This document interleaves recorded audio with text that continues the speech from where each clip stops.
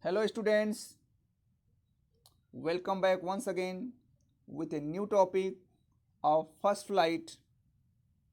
Today, we are going to study a beautiful poem, Animals, written by a famous poet of America, Walt Whitman. My dear students, before going to the text, let's know about the poet. Walt Whitman was an American poet. He was born in 1819 and died in 1892.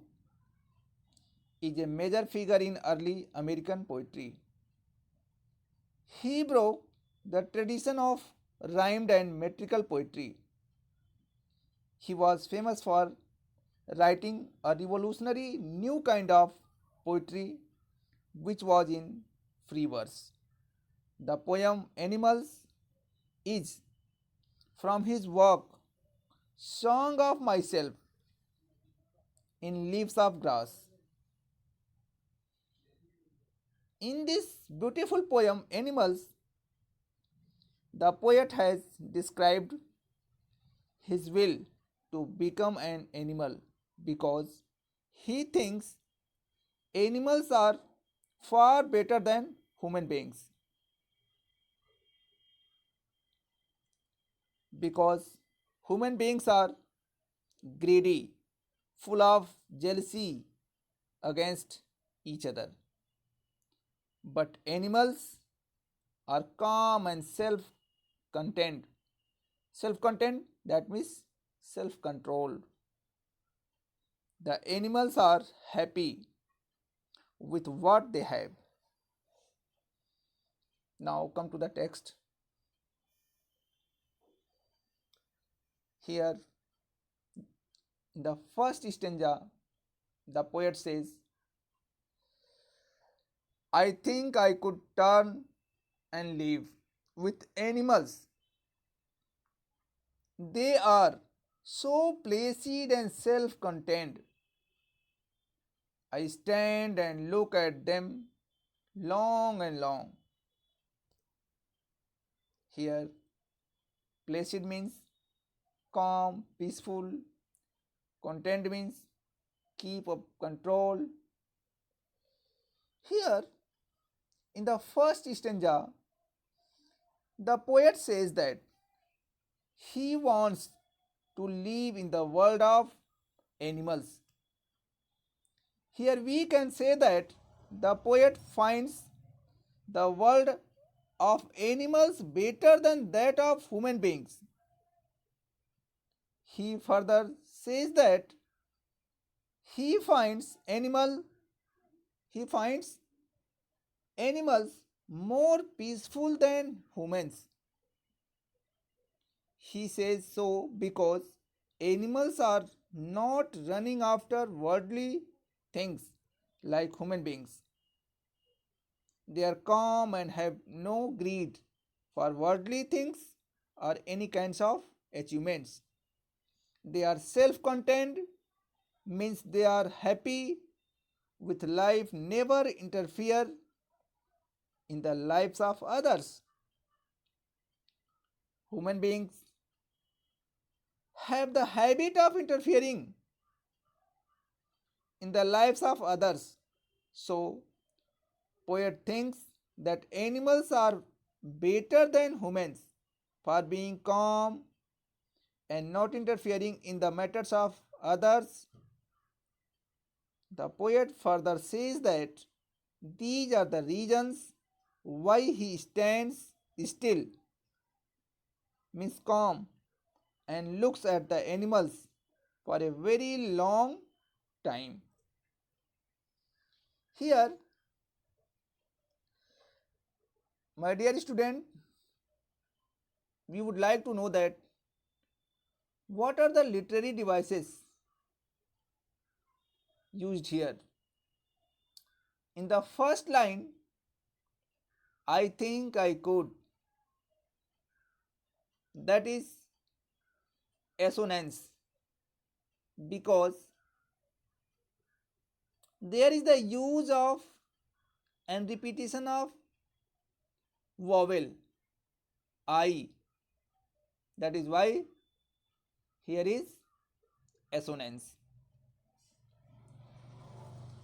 In the third line, I stand and look at them long and long. Long and long is repeated. That is why it will be repetition.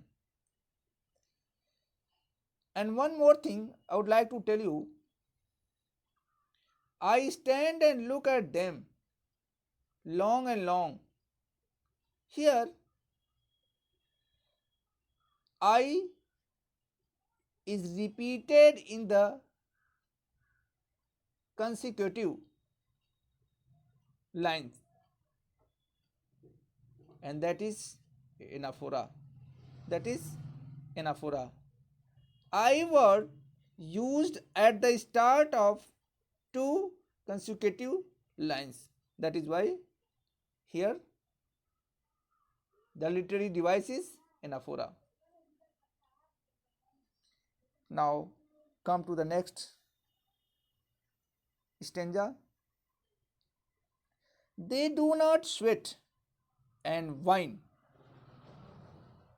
about their condition. Sweat means here perspire, and whine means crying.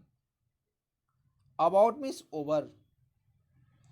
Their condition means over their misery. They do not lie awake in the dark and weep for their sins. Sins means here wrongdoing or wrong deeds. They do not make me sick discussing their duty to God. Not one is dissatisfied, not one is demented with the mania of owning things. Sweat here it means complaint. So my dear students, let's know the meaning of some difficult word. Whine means cry. Sins means wrong doing or wrong deeds. Demented means mad or disturbed. Here in this stanza, the poet says that unlike humans, animals don't complain of any misery. They never cry out loud like humans do to show what they have lost. They never stay awake in the night crying in the repentance for their wrongdoings. This means that animals are different from human beings because they don't show anger or grief if something wrong happens with them. He further says that animals are very truthful because they never boast of their good deeds done in the name of God. He says so because most of the human beings do this. They try to show their good deeds and religiousness to others. They do so in order to gain popularity among their fellows. So, the poet thinks that animals never irritate him by doing such things just to gain some praise from their fellow people. He feels that the animals are not dissatisfied like humans. They stay happy with whatever they have. They never run behind worldly things. They never try to possess things of comfort or luxury. He says that none of them is mad behind owning the worldly things. My dear students, in the beginning of the second stanza,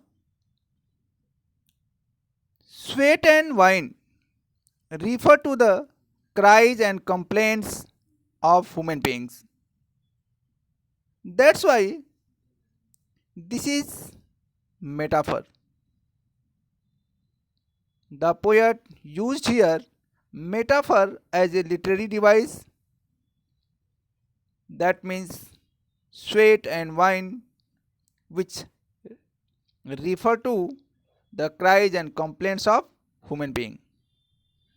Now come to the third stanza. Not one nails to another, nor to his kind that lived thousands of years ago. Not one is respectable or unhappy over the whole earth. So they show their relations to me and I accept them. They bring me tokens of myself. They evince them plainly in their possessions. Now, my dear students, let's try to understand the meaning of difficult word. Nails, that means bow down. Evince means show or reveal. Possession means ownership of something.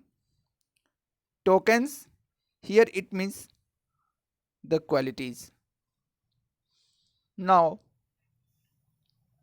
here in this stanza, the poet says that he has never seen any animals showing its devotion to anyone by bowing down in front of the person. They never do so even for their ancestors. They do not show devotion towards God like humans do. No one among them is more respectable or important as we have in human society. In human beings, these people are generally given more importance and are treated with more respect as compared to the poor. But in the society of animals, they never do so. They never give more or less importance to any other animal. Everyone in the animal world is happy. They are not like human beings who find themselves the happiest or the saddest person on earth. Further, the poet says that animals are more honest in showing their relations with other animals. Here, he wants to say that animals use other animals as their food and they never try to hide this, whereas human beings show that they have nice and friendly relations with others, though the reality is opposite. The poet says that she accepts the fact that animals are true towards showing their relations with other animals.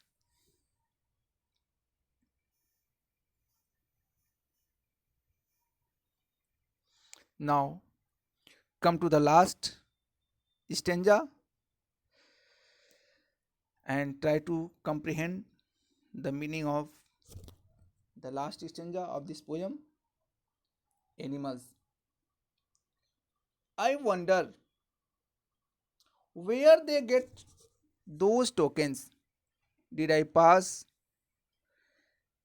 that way huge times ago and negligently drop them? Here, my dear students, Negligently means carelessly. The poet says that, so at last the poet introspects himself and says that from where the animals got those good qualities. He further questions himself that where his own good qualities are gone, vanished. Did he leave them or had carelessly lost them somewhere else? The qualities that were found in human beings in the past, like innocence, kindness, truthfulness, are now seen in animals. He wonders that humans gave up these good qualities and they have been passed on to the animals. Now, my dear students, that's it. It's all about the poem Animals, and I hope that you will read this poem and grasp the meaning of this beautiful poem. Thank you.